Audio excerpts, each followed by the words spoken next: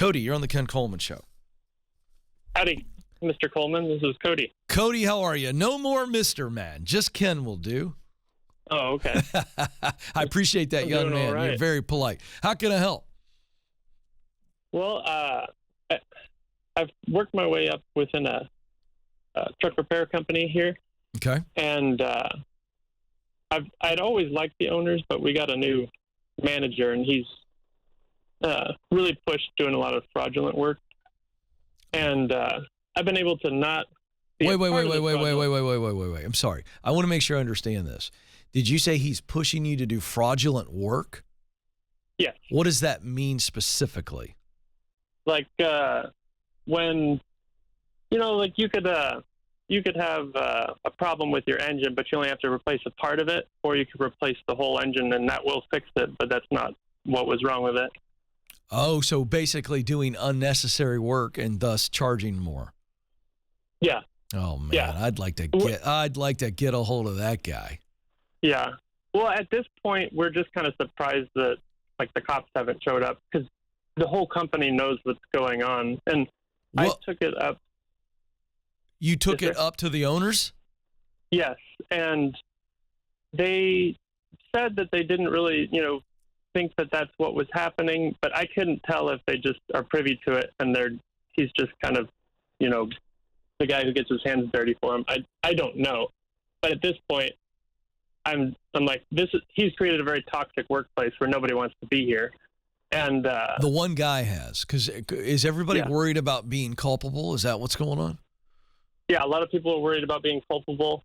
A lot of people have admitted to things, and then they've kind of, it's kind of like he fixed them or something, because they just have changed their minds. But it pays really well. I'm nowhere near what, if you look up what service techs make, I'm nowhere near it. It pays really well, but it's just every day I come into work, it just I try to make sure nothing wrong happens, and I try to do the right thing, and I kind of get in the middle. But I've obviously irritated that manager, and because I told the owners that everything he says is a lie, and so I kind of feel like my head's a little bit on the chopping block, and he's turned up the heat. But the owners want to keep me, but my manager wants me gone. Of course. But we have a sister company that we've partnered with. Yeah. And I believe that they're really good guys, and that it would be a good company to move to, but it's in Tennessee. And so it's just, I don't have any connections there per se. And so, if it's a sister company, you do. You may not. But Yeah, but my point is, if you ask for a connection, here's the question: you love this work, and you see a ladder doing this work long term. So it's a function of where else can you do it, and so if you had the choice to stay in your area versus move to Tennessee to the sister company, which one would you take if you had both sitting there right now? Oh, well, Tennessee is a good job, and they've offered me a job, and it's a good situation. It's just that I don't know. I don't have friends. We don't have church there. I don't have family. That's why I asked you the question. So let me ask. There's a reason why I do this. If you had the same job that is in Tennessee waiting for you in Dallas, where you live, or the Dallas area, you had both, which one would you take? Tennessee. You would still take Tennessee, even though you'd have all your friends and family where you are. Oh, you're saying a good job in Dallas too? Sorry. Yeah. So. Okay. Yeah, I would take Dallas if I had a good job here. Okay. And the reason I'm asking that question is because I want you to look for a similar job to what you're doing now. Can you find a similar job in a much better environment, better leadership in the Dallas area? Let's exhaust that. Let's do it quickly. Yeah. So as far as I've been able to find, everything is a steep pay cut. And it's kind of a situation of most people don't want to work here, and so they're understaffed. And since I'm commissioned, if they're understaffed, that means I can just work on trucks all day. There's a surplus, and pretty much everywhere around here would be a steep pay cut because the people want to work there, and so it's hard. I don't have 6 trucks I can work on at the same time. Okay, so it sounds like we're heading to Tennessee. Sounds what it sounds like to me. Am I right? Yeah. Well, there's kind of another factor in that I've always wanted to start my own business, and it's actually in baking, in the food industry, and I'm just not sure whether I should move and do the job in Tennessee and then build that other company there, or if I should just kind of grin and bear it here and be able to more quickly. Do you want to own your own baking business, and that's the long-term goal? Yes, that's the long term. Okay, then if I'm you, and I'm going to answer this as though I were you, okay? You've got your professional long-term goals and you got your relationship long-term goals. That's as simple as life can get. It's very simple. Yeah. Well, what's my mountaintop professionally? And that's you owning your own baking business. Okay. Your relationship mountaintop, you have to define that. You and your wife have got to get an agreement on that.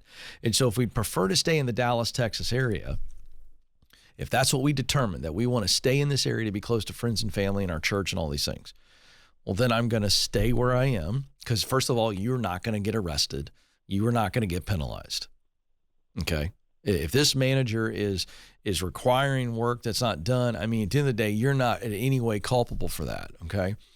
And so if you got to stick that out for a little bit while longer, or, find something that maybe is, pays you a little bit less, but you can pick up some side work doing the same kind of mechanical work and equal what you're doing. You got a couple options there. Do you understand what I'm saying?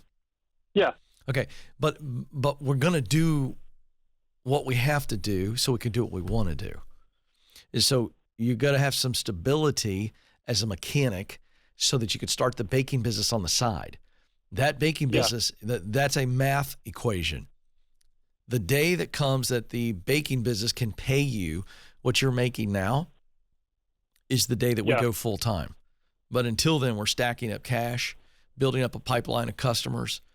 And I wouldn't leave until you had at least 6 months of your income in the baking bank account. Okay. And I think that's the progression for you.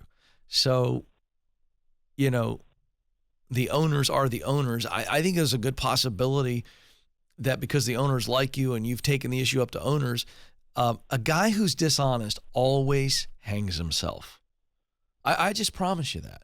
I know you may not believe that, and the people in your shop may not believe that, but a guy who's dishonest is eventually going to get caught.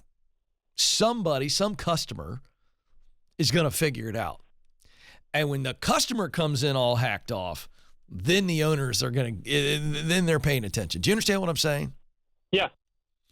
So you're a smart guy. If you can't be there in good conscience, then you need to find another way to make the money that you need to make. That's the bottom line. But I don't think you have to rush out of there. This is my point. I would stay there in this current shop until you replace that job, or this guy, like I said, hangs himself, because that's what's going to happen. I'm just telling you. You agree with me? It's going to catch up to him. Yeah. Yeah, it will. We've had a lot of the customers where they come back and the complaints come back and the techs know what happened. It's like everybody knows what's happened. But exactly. But here's the deal. It's poor leadership. Your owners need to do the right thing. Thank you for the call, Cody.